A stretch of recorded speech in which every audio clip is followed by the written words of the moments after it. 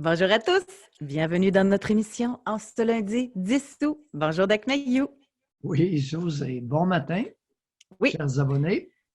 j'ai très hâte que les abonnés soient tous connectés pour qu'on commence et qu'on débute cette émission-là parce que, de mémoire, Doc, jamais on a abordé ce sujet-là.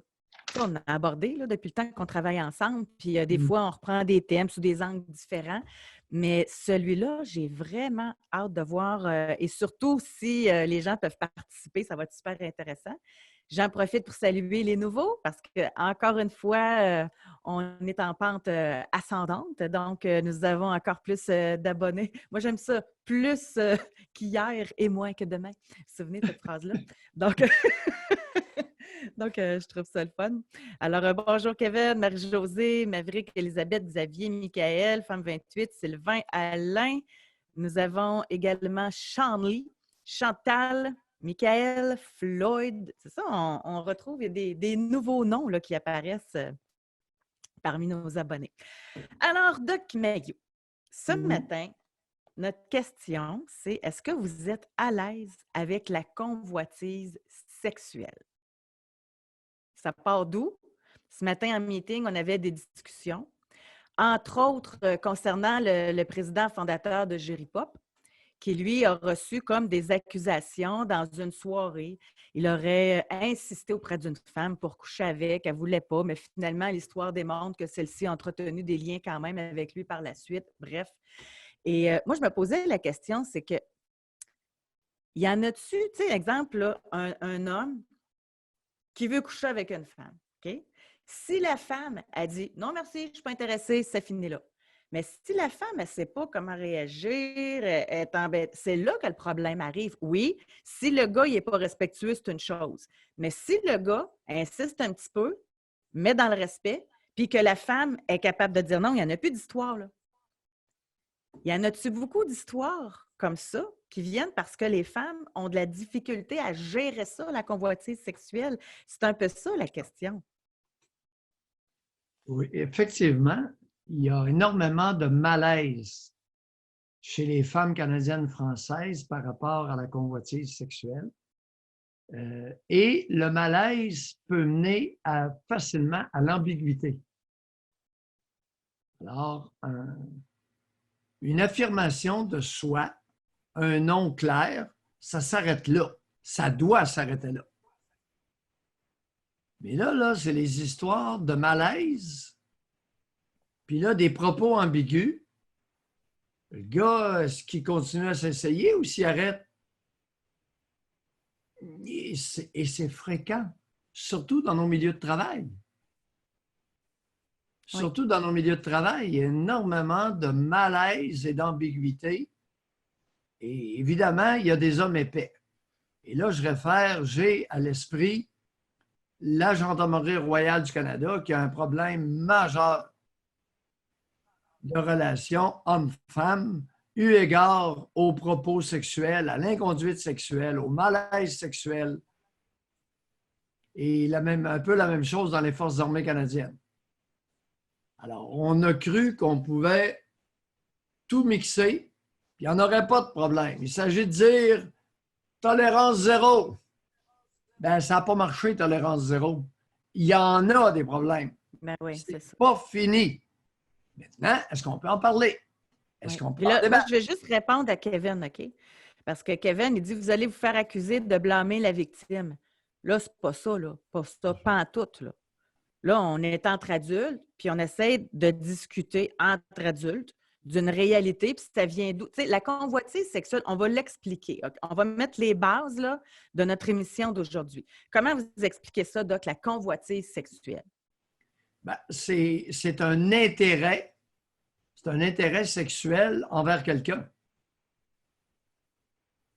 C'est un intérêt sexuel, c'est un désir de copulation.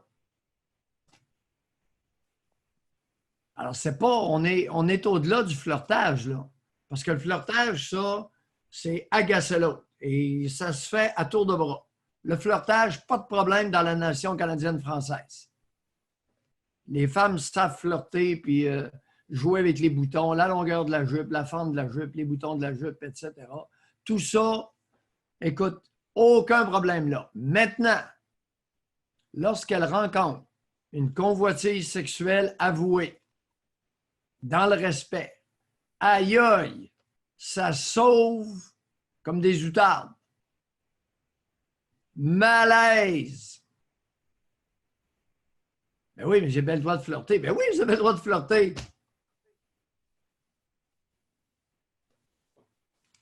Est-ce qu'un homme a le droit de s'essayer? Vous flirtez avec lui ou vous flirtez à large? Est-ce qu'un homme a le droit de manifester son désir sexuel pour vous? Et ça vous met dans quel état? Oui, c'est ça. Puis là, en passant, j'insiste pour les nouveaux, si vous voulez parler, vous actionnez la main et moi, je vais aller ouvrir votre micro. Fait que vous pouvez réserver dès maintenant votre place pour pouvoir nous parler dans Ouais. l'émission. Et Une femme convoitée sexuellement dans le respect, c'est pas une victime, là, Kevin. Il n'y a pas de victime ici. Là. C'est les rapports homme-femme. Est-ce qu'un homme a le droit de s'essayer dans le respect? Dans beaucoup d'endroits, la réponse, c'est non. L'entreprise, la gendarmerie royale dit non, tolérance zéro. Ah ouais? Pas trop marché votre affaire. T'allais dire, je t'ai coupé la parole. non, c'est parce que c'est important de faire une nuance aussi. Là, on parle entre adultes. C'est de ça. Tu sais, on a Slime. Quand j'étais petite, il y avait un voisin qui avait un énorme intérêt pour la petite fille de 13 ans. Tu sais, il m'a manipulée, etc. C'est pas de ça qu'on parle aujourd'hui. Là. C'est vraiment important. Là. On parle entre adultes. Là. Oui, on laisse faire les enfants. Là, puis, c'est ça. C'est 18 ans et plus aujourd'hui, parce qu'autrement, Oui. on ne sortira pas. Moi, je me rappelle de quelque chose, par exemple, dans l'émission. Tu sais, je dis sur la convoitise sexuelle, on n'a rien fait là-dessus, en tout cas, de souvenirs. Mais je me rappelle, à un moment donné, dans une des émissions à la radio, c'était venu comme sur le thème on avait découvert qu'il y avait beaucoup de femmes qui aimaient ça agacer, flirter, même alors qu'elles sont avec un conjoint là, dans leur quotidien. Oui. Mais en dehors de ça, blocage, pas capable d'aller plus loin. C'est flirter, agacer, pas de problème. C'est un jeu, c'est le fun, mais blocage pour. Fait que donc, moi, je me mets dans la peau de l'homme. Hey, il se fait flirter, à un moment donné, le gars, il s'essaye, là. Puis là, la madame, figée, sait plus quoi faire. Non, c'était juste le fun, je ne voulais pas aller là. C'est pas facile à détecter, là. Fait qu'aujourd'hui, avec les femmes qui vont lever la main ou des hommes qui vont nous raconter ce qu'ils ont vécu. Là, ça va être intéressant, grâce à vous, de comprendre ça vient d'où ces blocages-là. Blocage, et ça peut être des limites. Alors, il y a des hommes qui peuvent interpréter comme étant une tentative de séduction, une femme qui est très jolie, puis tout ce qu'elle se met sur le dos lui fait bien. Et la rend attrayante sexuellement. Ça existe, ça. Ben oui, exact. Comme on le dit, il y a des femmes en col roulé qui sont hyper sexy. Là. C'est... Surtout lorsque le chandail est moulant. Donc, on vous lance l'invitation. Moi, j'aimerais ça qu'on parte ça tout de suite. Là. S'il y avait quelqu'un, il y en a-tu qui ont un blocage ou il y en a-tu qui ont de la difficulté avec ça? Est-ce que vous l'avez vécu? Ou des hommes encore qui, ça devient compliqué en 2020, là, d'être un homme, comme le disait Denise Bombardier dans sa chronique de ce matin. Là. Maintenant, on va se dire les vraies choses aussi. Ce que j'ai vu souvent, ce dont j'ai été témoin, et ce qu'on m'a confié, c'est une femme qui flirte, mais elle a un œil sur un homme. Mais ce n'est pas lui qui répond. C'est un autre qui répond, qui se montre intéressé et qui s'avance. Il peut se faire ramasser solide. Ce n'est pas lui que cette femme-là convoite. Oui. Mais ça, Doc, quelqu'un qui est attentif le moindrement, il doit le savoir que c'est pas lui qu'elle convoite. Non, ça peut être assez compliqué là, dans les comportements, parce qu'il y a énormément de non-verbal. Il y a beaucoup de non-dits, non-avoués. Bon, on a Floyd, il dit, moi, j'ai un blocage de fer. C'est à cause de mon handicap. Je suis toujours convaincue que je pars déjà avec 2 prises. Levez votre main, parlez-nous. On va en Ça se peut. jaser. Ça se peut. L'avocat auquel tu as référé tout à l'heure, il est visiblement gros. Alors, est-il possible, l'autre situation qui existe, une femme est intéressée par un homme pour ses raisons à elle, mais elle n'a pas d'intérêt sexuel pour lui. Alors que notre gros, lui, croyant qu'elle s'intéresse à lui comme homme, j'ai bien dit comme homme, mais non pas comme personne. Pas comme président fondateur, là. C'est ça là, que vous voulez dire? Oui. Alors, c'est très fréquent, d'où l'explication de certains comportements féminins. Je t'invite à une fête d'amis. Tu sais, elle cultive la relation pour continuer à veiller à ses intérêts qui ne sont pas sexuels. Mais voilà que notre gros... C'est là qu'il y a de l'ambiguïté. Voilà que notre gros croit que il est objet de désir de la part de cette charmante femme. Pas en tout, mon gros. Pas en tout. Moi, je pense que le pouvoir, ça doit être dangereux pour ça. Hein? C'est là que ça doit être très... Parce que, regarde, on se parle entre nous autres. Les femmes ne sont pas juste attirées un peu, sont très attirées par les hommes de pouvoir. Les hommes de pouvoir, les hommes qui ont de l'argent, etc. Sauf que ça ne vient pas nécessairement avec la beauté, là. Fait que donc, il doit y avoir des situations embêtantes. Là. Doc, on a Floyd qui a levé la main. Donc, on va lui donner la permission de parler. Bonjour, Floyd. Bonjour. Bienvenue dans l'émission. Merci.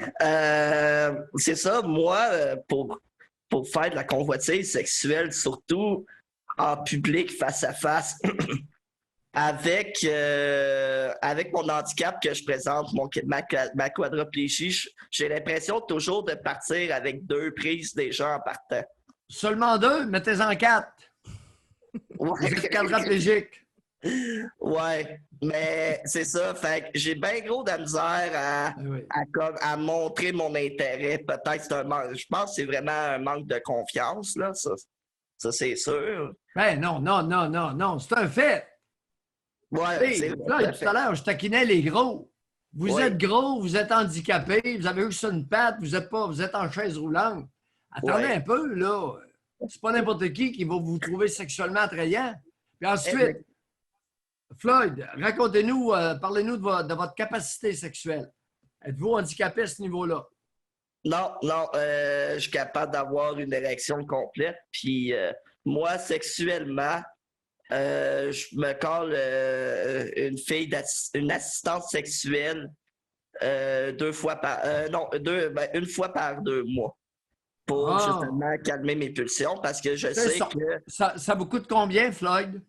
250 pour 1h30 environ. Bon, ça fait votre affaire?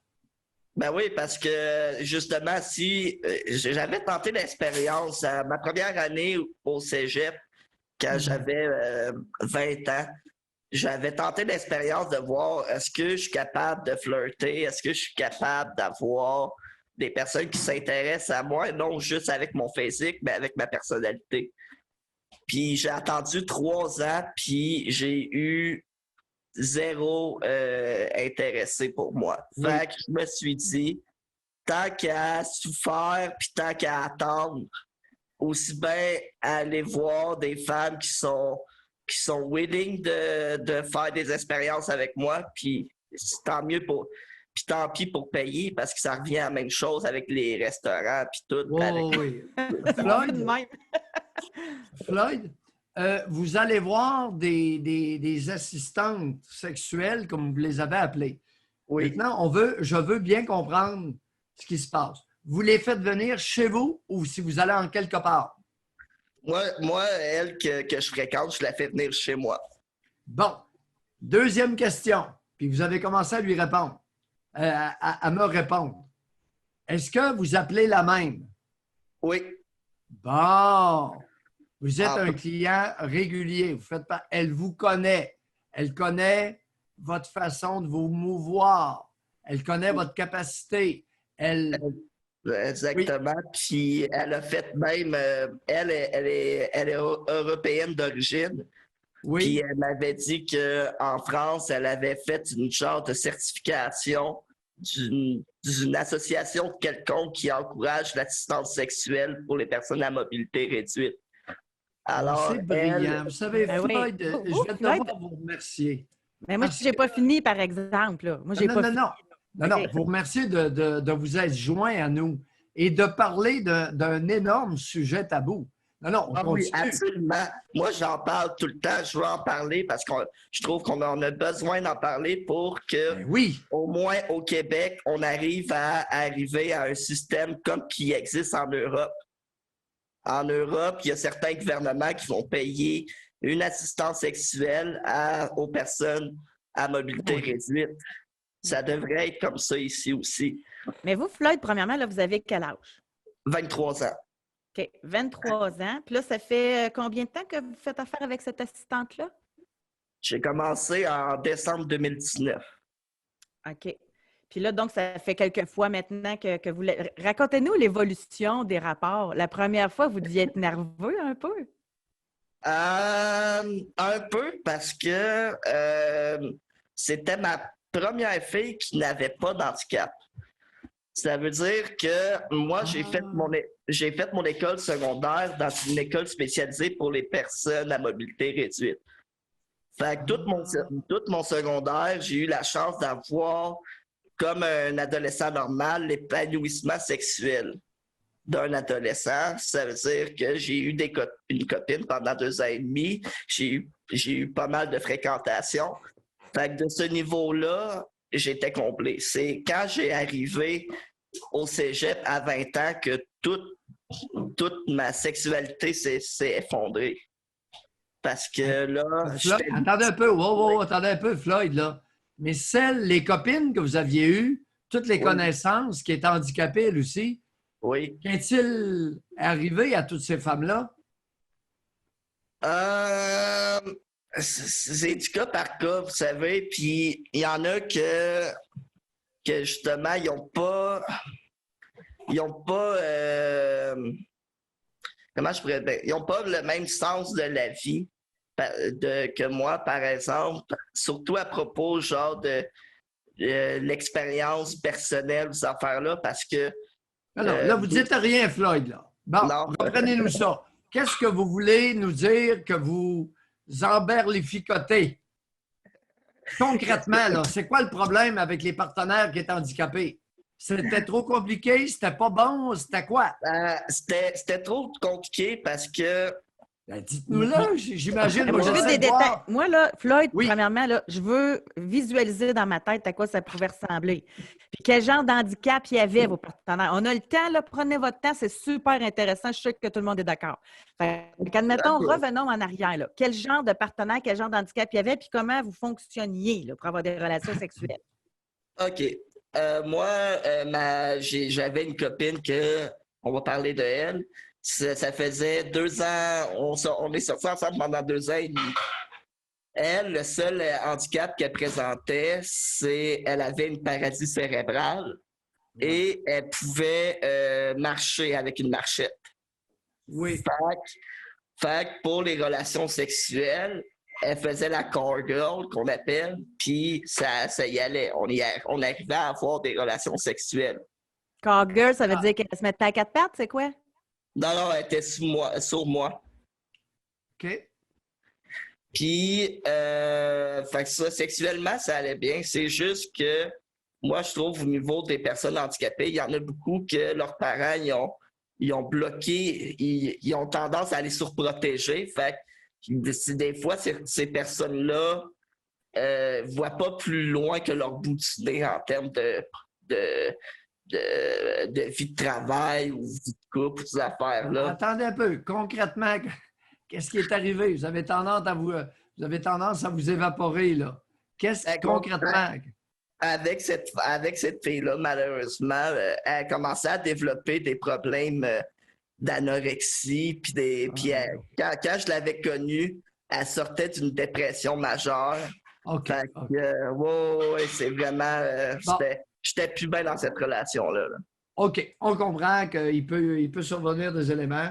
Et est-ce qu'il y en a eu d'autres qui étaient plus handicapés qu'elle, qui étaient Non, quadraplégiques comme vous? non, quadriplégique, non. Puis j'en ai vu à mon école 2 couples de quadriplégiques. Un couple de quadriplégiques. Oui. Ça, je trouve ça personnellement ridicule parce que, à part te regarder dans les yeux puis dire je t'aime, qu'est-ce que tu peux faire? Tu sais, oui, je sais bien qu'il y a de l'amour, là, mais tu sais, je trouve ça ridicule. Non, mais vous êtes dur, Floyd. Ah Parce oui? que les deux personnes quadraplégiques peuvent être bien ensemble, Un bon même si elles ne sont compagnonnage. pas actives sexuellement. Ouais. Non, ce n'est pas parce que vous n'avez pas de vie sexuelle active que vous êtes un être humain insignifiant ou ridicule. Soyez pas trop dur, là. Mais Alors, on comme vous, continue. Floyd, là, vous êtes dans un fauteuil roulant, c'est ça? Ouais, je conduis avec mon menton. OK. Fait que c'est sûr que ça ne doit pas être évident. Vous avez besoin de quelqu'un qui soit actif, là, parce que vous ne pouvez pas l'être, là. C'est ça, exactement. Mais tu sais, il y a des fois, Causé par quoi votre quadraplégie, Floyd? moi, c'est de naissance, j'ai une maladie qui s'appelle l'arthrose grippose congénitale multiple. Oui. C'est une maladie qui bloque les articulations de mes 4 membres. OK. Puis, ben, en réalité, la maladie peut affecter n'importe quelle articulation du corps. Et la moelle épinière est-elle affectée? Aucunement. C'est vraiment les articulations. D'où votre capacité d'avoir une relation sexuelle normale. Est-ce que j'ai bien Exactement. compris? Exactement. Bon. OK. Alors là, depuis un certain temps, as-tu d'autres? Vas-y. J'en ai plein, moi, là. Fait que Vas-y. donc, vous avez OK. rencontré cette assistante-là. Elle, est-ce qu'elle vous a fait, avec son expérience en plus que vous avez dit qu'elle avait, elle vous a-tu fait découvrir quelque chose au niveau sexuel? Elle vous a-tu amené à un autre niveau? Comment que ça s'est vécu? Ben, écoutez, moi, j'ai aucune expérience avec une escorte, qu'est-ce que je veux dire, une escorte régulière. Tu sais, celle que tu peux appeler ou dans une agence ou d'affaires-là, qui sont habitués de faire des clients réguliers. Fait que moi, j'ai connu elle qui est une assistante sexuelle qui prétend, c'est sûrement vrai, qui prétend avoir une formation pour nous. Fait que elle m'amène à tout découvrir aussi la tendresse dans les relations sexuelles. Ça veut dire, il y a un terme en anglais qui est une girlfriend experience. C'est genre une expérience d'une petite amie. Fait qu'elle, elle est avec moi pendant 1 heure et demie dans ma chambre. On fourre pas pendant 1 heure et demie. Tu sais, c'est juste... Elle reste collée sur moi, puis elle me fait des caresses, elle m'embrasse. Oui, à votre goût, selon ce que vous aimez. Oui, exactement. La tendresse est capable d'être tendre avec vous. Oui, comme si ça serait ma copine pendant 1 heure et demie. C'est vrai, OK. c'est littéralement ça, l'expérience. Oui. Elle a quel âge, cette femme-là? Elle a dans la trentaine, OK. 33, 34 ans. Qu'est-ce qui va arriver si vous devenez amoureux d'elle? Euh, À moins que ça soit déjà arrivé. non, j'ai pas de sentiment pour elle parce que jusqu'à maintenant, dans ma tête, je suis capable de faire la distinction entre c'est son travail. Oui. Quelle était ma question? Oui, non, je sais, mais parce que je ne sais pas si je vais tomber amoureux d'elle. Si ça l'arrive, je ne sais pas. Non, pas tomber, devenir graduellement ou développer un lien, développer une affection, développer un certain sentiment amoureux. Tu vas pas tomber, là, tu ne tomberais pas. Vous êtes en chaise roulante, puis à moins de culbuter avec la chaise, là. Non, ben pour vrai, je ne sais pas qu'est-ce qui va arriver si ça arrive. OK. Non, je vous soulève la question, c'est hypothétique. Oh oui. Puis, tout à coup, quand elle devient amoureuse de vous, vous faites quoi? Ça peut arriver, ça aussi. Oui, ça peut arriver. Ben là, je pense que moi, je serais wedding, je pense. Ah, en tout cas, l'avenir le dira. Oh oui, en plein ça. Floyd, Pour merci le moment, oui. beaucoup. Oui, Ça fait plaisir. merci. Vraiment, là, très instructif. Merci d'avoir pris le temps de Ben, nous parler. Merci à vous. Merci. José, c'est concret, c'est ça. Oh, j'aime ça, là. Je Les suis personnes vraiment handicapées reconnaissante. qui ne sont pas chanceux, écoute, ils ont le droit, s'ils ont de la libido, 250 $ par 2 mois, pas trop cher. Il y a probablement le moyen de se permettre ça. Écoute, ils ne dépensent pas. C'est Ça cher, fait, ça pareil, hein? fait, hein? Ben, c'est Non. 250 pour 1h30, par exemple. Oui, voilà. Non, le tarif est. C'est d'un prix. Non, c'est pas ça. C'est ça. Est-ce que ça le vaut pour lui? Est-ce que ça lui fait du bien comme être humain? Est-ce que ça vaut 250 $ cette rencontre-là d'1h30? Non, mais c'était d'affaire un peu pour y faire un prix spécial pour l'avoir une fois par mois au lieu d'une fois par 2 mois. Je dis ça de Non, même. ça dépend de lui, là. Ça dépend de leurs ententes. Tout ça, on ne lui a pas demandé. Peut-être que ça le satisfait une fois par 2 mois. Ils verront. Ils verra et verront. On serait surpris, les abonnés, combien d'hommes, pour X raisons, pour toutes sortes de raisons, ont recours à des femmes et paient les services sexuels. Ben, j'ai quelqu'un privé qui vient nous écrire. Il dit: Je n'ai pas d'handicap et je vais aussi voir une escorte car à 52 ans, trouver quelqu'un relève de l'exploit. J'ai abandonné le projet il y a 6 ans. Je prends soin de moi, mais je suis ni beau ni riche. Les femmes s'intéressent plus à un bandit qu'à un bon gars. Pas bon, pas bien beau. Bon, on va laisser faire vos jugements de valeur et simplement pour vous dire que ça vous regarde. Si, pour X raisons, vous êtes bien là-dedans, on est bien content pour vous. Mais crachez pas votre venin sur d'autres personnes. Là. Ben, on sent un petit peu qu'il était aigri là-dedans. Là. Oui. Alors, vous avez trouvé cette voie-là? On est bien content. Puis oui, vous pouvez faire affaire avec la même. Vous n'êtes pas obligé de constamment renouveler. Dans le cas de Floyd, ce qui est brillant, c'est la même. Elle le connaît de plus en plus. Elle sait ce qu'il aime. Bravo! Bravo! Mm. Mais qu'est-ce qui fait, moi j'aimerais ça s'il pouvait lever la main pour nous parler, parce que qu'est-ce qui fait que tu abandonnes? Oh, pour toutes sortes de raisons. Après 6 ans, il dit qu'il a abandonné. 4 de suite, là. J'ai souvent entendu ça. Il y a beaucoup de femmes qui ont abandonné. 4 crétins de suite, là, c'est assez. C'est assez. Il y en a des crétins chez les hommes. Puis il y a des femmes qui ne sont pas beaucoup mieux. Fait que 3, 4 mauvaises expériences de suite, là. Bon, là, je vais essayer de quoi? 4 de fil, c'est peut-être que tu ne prends pas le temps de connaître la personne non plus, là. 4 de fil, le problème, c'est que tu sautes peut-être trop de vite en affaires, là. Il peut y avoir différentes raisons, effectivement. Puis, y compris la malchance. Il ne faut pas être chanceux. Lorsqu'une femme tombe sur 3 éjaculateurs précoces de suite, là, 4e fois, là, elle a hâte de tomber sur un homme qui est moindrement viril puis est capable de retenir son éjaculation. Hein? Plus que 4 coups. 4 petits coups, puis il est éjaculé. Et ça, c'est des confidences que j'ai eues. Oui. Ça, c'est de ne pas être chanceux. Là. Ça, je comprends. Là. Bon. Et ça moi, je pensais au niveau de la personnalité, au niveau de l'attitude, tout ça. J'étais plus là-dedans. Là. Je n'étais pas dans l'éjaculation précoce. C'est pour ça que c'était assez dur de vérifier avant. Là. La même chose pour le tempérament de quelqu'un, les traits de caractère. Tu sais, des femmes détestables, il y en a maudit. Hey, c'est pas toutes. Les femmes qui sont jolies, là, c'est pas toutes des monuments d'harmonie, ça, là.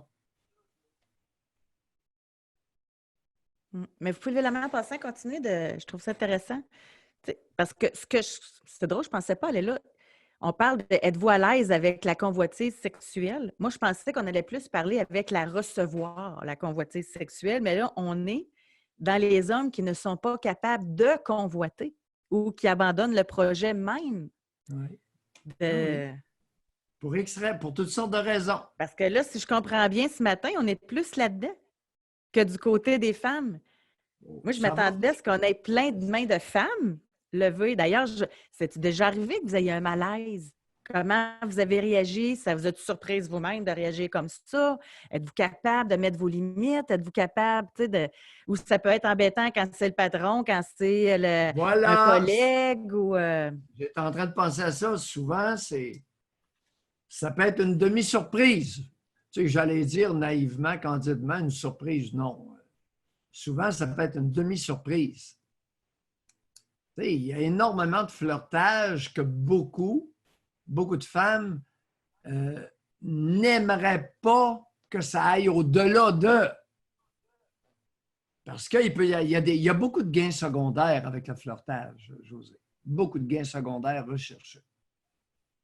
Et lorsque le supérieur, le superviseur, le supérieur, le collègue et le patron manifestent ouvertement son intérêt, mais toujours respectueusement, là. Je ne dis pas comme un crétin. Oui, et vous n'allez pas à me convaincre, des épais, des maillets puis des crétins, il y en a chez les hommes, rien qu'en masse. Là, on a quelqu'un qui a levé la main. C'est Michael. Je vais juste enlever son nom de famille pour garder l'anonymat. Alors, Michael, bonjour. Oui, bonjour. Michael. Oui, moi, je vous appelle. On vous avait parlé au sujet de s'il y avait un malaise qu'il avait vécu. J'avais déjà vécu un malaise. Je suis homosexuel et il y avait un homme qui voulait me parler. On a évolué sur le sujet. On s'envoyait des sextos de sujet de qu'est-ce qu'on allait faire, tout ça. Puis ça nous amenait à être assez excités. Puis il m'a lancé des phrases du genre t'es à moi, je te veux. Je veux que tu sois à moi, tu es exclusif. Il voulait absolument que je sois la seule personne dans sa vie, mais ça faisait pas longtemps qu'on se voyait, puis ça m'a mis un froid. Je me sentais très opprimé, je me sentais obligé d'accepter d'une certaine façon. Ça m'a mis un malaise. J'ai pas été capable de continuer à avoir vraiment des conversations à la suite avec lui. Ça a laissé un froid entre nous deux. J'étais pas capable de continuer d'y parler par après. Michael, il y avait un malaise ou un danger? Je te dirais plus un danger.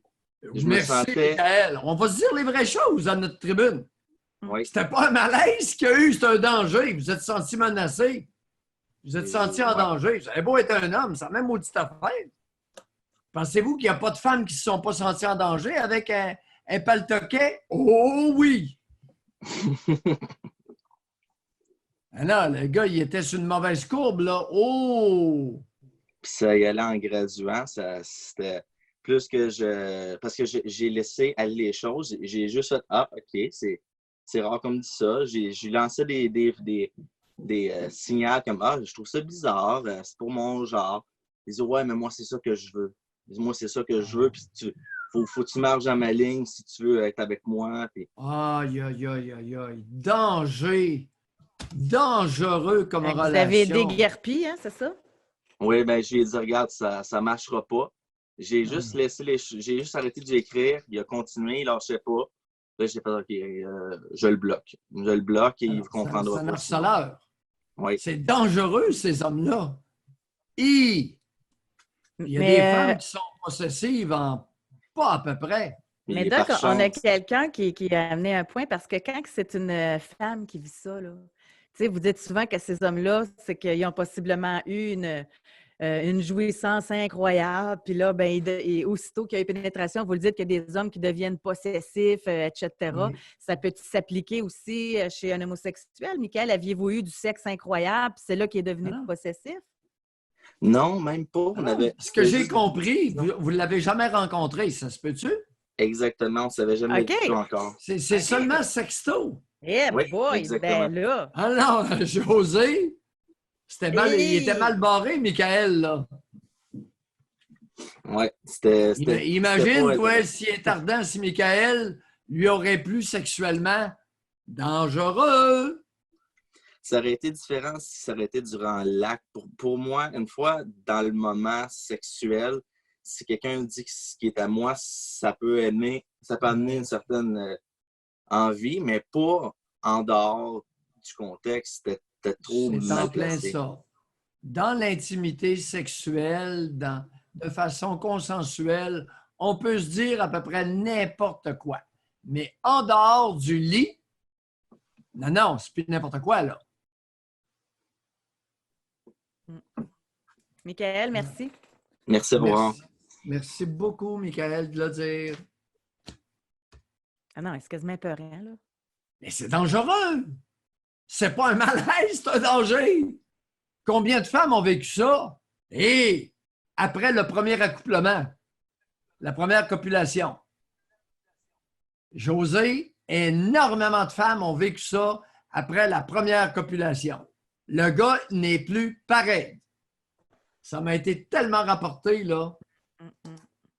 On a Slim ou Slime qui est là. Bonjour. Bonjour. Oui. Slime. Est-ce que vous allez bien? Oui, on vous écoute. Dans le fond, moi, j'ai grandi toute mon adolescence à me faire watcher par le voisin. Oui. Et ça a été jusqu'au point où j'ai été manipulée pour me faire agresser parce que lui, il a décidé qu'il voulait m'apprendre les choses sexuelles. Oui. J'avais un père qui me criait toujours dessus, puis deux parents qui se préoccupaient pas de moi. Il y avait déjà trop de problèmes avec mon frère. Oui. Fait que ça a été jusque-là, là. Toute mon adolescence, ça a été comme ça. J'ai fini par arrêter de garder parce qu'il n'y a plus eu d'attouchement. Mais j'ai quand même passé mon adolescence jusqu'à temps que je déménage à me faire observer, puis probablement à mon appartement aussi au début. Oui. Et qu'est-ce que vous voulez dire par là, vous faire watcher? Ben, me Est-ce qu'il faire y avait observer par les fenêtres pour voir ce que je faisais, si je me touchais ou me faire regarder quand je me changeais. OK. Tu sais, moi, à mes yeux, je pensais qu'il venait me parler quand il faisait ça, jusqu'à temps que je me rende compte que un moment donné, il se cachait. Il se cachait quand je me rendais compte que je me faisais observer par ma fenêtre. Ça a commencé à quel âge? Puis c'est allé jusqu'à quel âge, ça, Slim? Je peux pas dire à quel âge que ça a commencé. Il m'a agressé à 13 ans, environ. Puis je pense que ça l'a arrêté probablement quand il s'est rendu compte que j'allais le dénoncer puis que je l'ai dénoncé. À qui vous l'avez Parce que dénoncé? j'ai eu... On vous a perdu, là. je suis désolée. C'est l'agresseur que j'ai dénoncé À qui? à la police. J'ai fait les procédures judiciaires contre lui. OK. OK. Puis il a été reconnu coupable? Oui, mais pas de viol, là, d'attouchement sexuel, puis ben des affaires qui ont joué avec les mots, mettons. Puis OK. cette partie-là n'est pas sortie parce qu'au moment où il y a eu l'enquête préliminaire, ça faisait 2 semaines que j'avais accouché de mon fils. Fait que j'ai oublié beaucoup de choses dans mes démarches judiciaires. Ouais. 2 semaines que vous aviez accouché, oh là là. Ouais. À la journée de mes 25 ans, à ma fête aussi. Vous avez mentionné que vous avez été agressé à 13 ans. Est-ce que vous pouvez nous mentionner les principaux gestes qui avaient été posés de sa part? Ben, c'est le premier homme qui m'a mangé le vagin et qui m'a fait un... C'est con, là, j'ai compris plus tard que c'était physionomique. Là. C'est la première fois que j'ai eu un orgasme de ma vie, ça venait d'un homme d'une quarantaine d'années. Je ne savais même pas c'était quoi. Oui. J'ai grandi en pensant que tout ce que j'avais vécu était normal jusqu'à temps que il n'y avait rien de tout ça là, qui était normal, que j'avais vraiment été...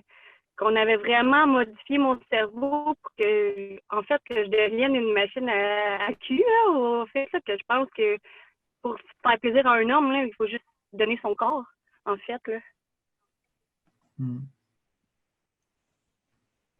Ça a duré combien d'années, les attouchements sexuels, l'agression sexuelle du voisin? Je vais dire, à peu près, je vais dire, ça, peut-être entre mes 13 et mes 14 ans, là, parce qu'en cours, ils n'ont pas voulu parler. En cours, ils ont essayé de jouer avec l'âge du consentement. Fait que, tu sais, c'est sûr que il y a des bouts que je vais être un peu plus perdue parce qu'ils ont quand même essayé de jouer dans ma tête pour le conduire. Aïe, aïe, aïe. Slim, Vous, Et- laissez faire la cour, là. Ça a commencé la Oui. première fois à 13 ans, où il vous a fait un Oui, à cunilingus. 13 ans, dans sa chambre avec son petit garçon à côté. Petit garçon avec quel Il y âge? avait son fils de 3 ans qui était à côté dans son lit. Son garçon avait à peu près 3-4 ans en ce moment, il Oui. était à côté. Puis vous étiez la petite gardienne de l'enfant? Oui, c'est ça. Puis moi, ben j'aimais bien cette personne-là parce que cette personne-là me parlait, m'expliquait des choses. Moi, j'avais pas de parents, là, j'avais des géniteurs, Oui, ben, oui. ils s'agissaient de Oui, moi. oui, Là. on ne vous blâme Fait pas. que, tu sais, moi, cette personne-là me prit pour ce que je... Oui, vous étiez une enfant. Bon, maintenant, ça s'est terminé à quel âge? Parce que ça a dû faire tout un débat, ça. Vous, votre prétention, les... Pardon, j'ai rien entendu. Non, ça coupe. Aïe, aïe, Ça l'a aïe. arrêté quand j'ai arrêté de garder. Comment? Ça l'a arrêté quand j'ai arrêté de garder, peut-être dans 14 ans, 15 ans. OK. Mais tu sais, me faire regarder, ça a duré mon adolescence jusqu'à que non. Puis par la même personne encore par lui? Oui. OK. Puis puisque notre sujet d'aujourd'hui, si vous me permettez, Doc, tu sais, Oui, notre sujet vas-y. d'aujourd'hui, c'est êtes-vous à l'aise avec la convoitise sexuelle? Vous, dès votre jeune âge, vous venez de nous le raconter, ce que vous avez vécu. Ça a-tu affecté, vous pensez, votre façon de réagir quand quelqu'un vous Oui, regarde? parce que oui, je peux pas me faire regarder par une personne vieille. J'ai bien beau avoir 30 mois, c'est un fils de 60 ans, il veut s'essayer sur moi. Pour moi, c'est encore un pédophile. Ah, OK, Pas tout à je fait comprends réglé. pas. C'est des pédophiles, j'aime. José, on va devoir Oui, s'arrêter. Je comprends. malheureusement. Merci beaucoup. C'est trop risqué. Là. Il y a Ouais. trop de mots qui manquent. Mais moi, ce que j'ai compris, c'est qu'aussitôt qu'elle se fait croiser par quelqu'un de plus vieux qu'elle, ça la ramène à ça. Elle a dit qu'elle n'aimait pas ça, elle se sentait mal à OK. cause de son vécu. Puis c'est ça, Oui. tantôt, je ne l'ai pas amené, mais je l'ai pensé, toutes les femmes qui se sont faites agresser sexuellement, toucher dans leur jeunesse, veut pas, il doit avoir une petite marque, là. Tu sais, ça ne doit pas être limpide, là, Oui. au niveau de la convoitise sexuelle. Oui. Et il y en a beaucoup. Ben oui, c'est ça. Les petites gardiennes, là, par le père de l'enfant, les petites gardiennes dont les parents ne s'occupent pas à l'adolescence, dont la mère Oui. ne s'occupe pas, ce sont des proies fréquentes pour beaucoup d'hommes de la trentaine et la quarantaine. Élisabeth, là, si vous voulez lever les mains, là, vous avez l'air d'avoir vécu quelque chose qui serait intéressant qu'on discute ensemble. Vous êtes vraiment la bienvenue parce qu'elle dit oui, tu as raison, José, un gros travail personnel à faire durant bien des années. Ouais. C'est sûr, c'est pas sans affecter la femme, là. OK, Élisabeth, elle a levé la main. Je suis super contente. Allez, bonjour Élisabeth. Vous pouvez ouvrir votre micro. Est-ce que vous m'entendez bien? Pas tant. Si vous pouviez vous approcher du micro, là, ça serait parfait. Comme ça? C'est un peu mieux. Un peu mieux. De même. Fait Là, que j'ai parlez le brief fort, devant en fait. moi, là. OK. Bon. Ben moi, dans le fond, j'ai été agressée à 14 ans. C'est le père de ma meilleure amie là, dans ce temps-là. Oui. Ça a été... Il n'y a pas eu de pénétration, mais il y a eu attouchement. Non, dites-nous pas ce qui n'est pas arrivé. Dites-nous ce qui est arrivé. OK. Je suis habitué avec les victimes. Elles me disent tout ce qui n'est pas arrivé. Oui. Doigté avec sa bouche aussi au niveau du sexe. Il me dit de le toucher. Ça a été un point traumatisant. Je dirais surtout en me faisant dire après d'aller me laver. J'ai manqué ce bout-là. Là. Il vous demandait d'aller vous laver, c'est ça? Oui. Il m'a dit pas te laver pour enlever tout ça. Parce qu'il avait éjaculé sur moi. Non, j'ai rien entendu. OK, il fallait qu'elle aille se laver pour enlever le sperme qu'il y avait eu sur elle. Fait qu'il lui avait demandé ça, Elisabeth. Oui. Ah, ouais. Oui. Puis, à partir de ce temps-là, il y a comme eu un déclic au cerveau, là. C'est tellement frappant. Puis, après ça, on se demande comment plaire à un homme.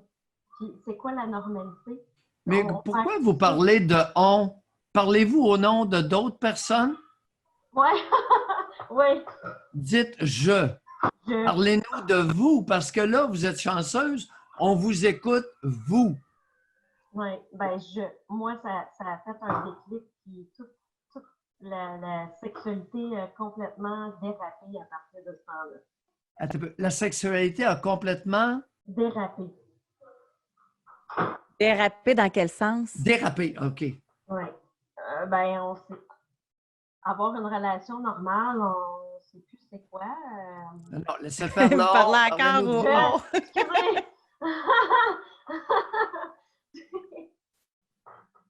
J'ai de la misère à dire le jeu. Ben, le problème est là. Ouais. Comment vous expliquez que, écoutez, c'est très simple. Comment vous expliquez que le père de votre meilleur ami a abusé de vous sexuellement? Il y avait de l'attirance, là. Non, non, non, non. Comment vous expliquez ça? Votre jeu était où? Je veux pas. Voici ce que je veux. Ah non, j'étais tellement dans une belle naïveté que j'avais confiance, puis Ben non, je ne dis pas que vous aviez confiance. Il n'y avait non, pas de c'est je. vrai. Il y Le avait je pas de jeu. n'existait pas. Le moi était atrophique encore. Qui a écrasé votre jeu? Ben, lui. Non, Ben, non, mes non, parents. non. Mes parents. Bon, qui? Je sais pas dire qui. Pardon? Je savais que tu allais dire qui. Ben, ma mère était plus stricte, très, très stricte. Puis mon père, c'était le contraire. Avec mon père, il était séparé, puis j'avais le champ lousse. Il était d'extrême là, dans l'éducation. Ben, malheureusement, ce que vous nous dites est sans rapport avec le jeu. Votre mère est stricte. Ben oui, puis l'autre, votre père n'est pas strict. Puis, donnez-nous, soyez plus concrète, là. Grattez un peu. Ouais. Ben, tout ce qui est, comment je peux dire ça? Relation affective, c'était mal vu, là. Moi, j'ai été élevée dans une famille qui était très pieuse. Comment? Qui était Pieuse, très pieuse. pieuse. Pieuse? Oui, Lequel des deux parents mangeait de la balustre? ça veut dire quoi? Manger de la balustre, vous connaissez pas ça? Non. Lequel qui était le plus pieux des deux, le plus mangeux de religion? Ah, ma mère. Bon. Oui. Fait que, tu sais, c'était rien avant le mariage. Puis, on a été élevés comme ça, c'est serré. Fait que, Dans quel coin de la province? en esprit. En Estrie? Oui. Oui. Ouais, ça fait qu'on s'en va. La bonne femme, quand elle va acheter un auto, elle ne l'essaye pas. Elle paye, signe le contrat, ben, elle n'a jamais essayé l'auto. Là, elle embarque dedans une fois que le bazou est acheté. Oui, c'est un peu comme ça. Hein? Puis surtout quand elle achète un char usagé, elle ne l'essaye même pas. Non. Maudit beau raisonnement, ça. Qu'est-ce qu'elle faisait dans la vie? Elle avait quoi comme formation, comme scolarité? Elle étudiait comme préposée, puis préposée aux bénéficiaires, puis Oui. infirmière auxiliaire, Ouais. puis pâtisserie. Pardon? Pâtisserie. J'ai pas En, entendu pa- le mot. en pâtisserie, Doc. En En pâtisserie. pâtisserie. OK. Ouais. Ouais. Alors, c'est pas une déficiente intellectuelle, là. Non, pas du tout. Est-ce Là, qu'elle a quand déjà vous dites- consulté en psychiatrie? Oui. Moi, ça ou elle? Non, non, elle. Non. OK. Puis quand vous dites que votre sexualité a dérapé, là, qu'est-ce que vous voulez dire par là? Ben, du coup, que quelqu'un avait de l'intérêt, je sautais tout de suite plus à du corps à corps que de l'esprit en premier, là, tu sais, c'était de me donner qui était comme la normalité, là. Fait que Mm. c'était un flop à chaque fois, là. Oui. Il n'y avait rien de normal, là. Ça, Vous comment on n'avez pas explique été... ça, Doc, si vous me Oui. permettez, parce que c'est un ou l'autre, hein? Soit que ils deviennent totalement fermés ou au contraire, une vie sexuelle très active. Comment on explique ça? C'est-tu comme pour Je sais pas, enlever, balayer ce qui s'est passé dans le passé? Vous, comment vous l'expliquez? Vous êtes bien placé pour nous le dire. Comment vous expliquez ça? Moi, Oui? Oui. euh, ben, j'ai commencé par avoir, par exemple, j'avais de la misère à avoir une relation, puis j'avais beaucoup de flashbacks de l'agression. Fait que ça a été plutôt difficile. Puis après ça, j'ai viré de bord que j'étais hyper entreprenante. Je sais pas si c'était pour me défouler ou que je m'étais comme éthiquée que ben, c'est ça que je valais, dans le fond. Avec condom ou sans condom, lorsque vous étiez très entreprenante? Souvent ça. Bon. Ouais, je me Alors, sabotais, José, je pour le sais. répondre à ta question, et Élisabeth, c'est que vous aviez retourné votre colère refoulée contre vous et on était dans la sexualité à risque autodestructrice. Exact. Et c'est ce que ça a été. Oui. Vous savez, vous saviez très bien, à l'âge que vous aviez, jusqu'à quel âge que vous avez eu des rapports sexuels sans condom?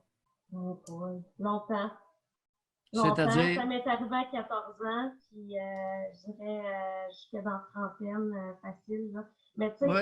j'ai eu une relation de 10 ans avec quelqu'un, là, tu sais. Oui. Et, mais sinon, je me suis longtemps auto-sabotée. Oui. Puis je m'excuse de mon indiscrétion, mais à travers tout ça, avez-vous eu des ITS, des avortements? Non, Jouiez-vous pas avec du le tout. first point-là, non? Non, pas du tout. Mais j'ai quand même été enceinte à 17 ans, tu sais, puis... Ben oui, c'est ouais. ce que José vous demandait. Oui. Oui. Ouais, Avez-vous gardé l'enfant ou vous êtes oui. fait avorter? Non, je l'ai gardé. OK. Oui. Fait J'ai qu'à assumé 17 ans, ce il que y a j'avais eu une fait. grossesse involontaire. Oui. Ouais. Est-ce que le père, le géniteur, a reconnu sa paternité? Pas du tout. Eh oui. Eh boy. Oui. Il y avait 10 ans de plus. Oui. Ouais. Et comment va cet enfant-là actuellement? Pas très bien parce qu'elle a vécu sensiblement la même affaire. J'ai été Oui. dans une relation de violence conjugale. Oui. Puis ces garçons que lui avait déjà l'ont agressé aussi. Donc c'est un chemin très difficile. Très, très difficile. La misère engendre souvent la misère, n'est-ce pas? D'une Oui. génération à l'autre. Oui. Vous avez quel âge, Élisabeth? 36 ans. 36? Oui. Et votre fille qui est née, oui. Elle a eu 18 ans. Est-ce que, avec enfant ou sans enfant, votre fille de 18 ans? Elle n'a pas, non. Elle n'a pas encore. Non. Puis votre lien, il ressemble à quoi aux deux? On est très proches. Ça a été difficile des années parce qu'elle s'excluait, puis elle a eu à aller en pédopsie pour automutilation, puis anorexie. Ah oui. Que, de quoi je vous ai parlé tout à l'heure, Élisabeth? Sexualité à risque, c'est de l'autodestruction, pas du sabotage. Ouais, autodestruction. Et votre fille a la même attitude. Oui. N'est-ce pas? Oui. Avez-vous de l'aide? Avez-vous reçu de l'aide de façon sérieuse ou de l'aide efficace ou si ça n'a pas été efficace? Ben, moi, j'ai eu plusieurs suivis. Je suis allée au CALAS oui. Quand ça m'était arrivé, mais elle m'avait clairement dit que j'avais juste vu les faits, puis dans le fond, je n'avais pas... Attendez un peu, je n'ai pas entendu le mot. Elle vous a dit que vous aviez tout? J'avais seulement relevé les faits, mais sans dire, dans un sens, mon jeu, comment moi je me suis sentie là-dedans. Tout ce qui était émotionnel, je n'étais pas capable de le sortir. Oui. Et vous référez à quoi, tout ce qui était émotionnel, vous n'étiez pas capable de le sortir? Qu'est-ce que vous n'étiez, concrètement, qu'est-ce que vous n'étiez pas capable de sortir? Les émotions du moment, quelles répercussions ça a sur moi. Ça a été très difficile de nommer des mots là-dessus. Oui, comme quoi. Et là, ce matin? Ce matin, je suis capable de dire que j'ai eu peur, j'ai été démolie, j'ai été honteuse. J'avais vraiment honte de moi, puis je me sentais stupide après là, de ne pas avoir réagi. Mais tu sais, j'ai compris aussi la supériorité qu'il y avait sur moi là, en tant qu'adulte. Ben oui, à 14 ans, tu n'étais pas encore tellement vieille, hein? Non, j'étais un enfant.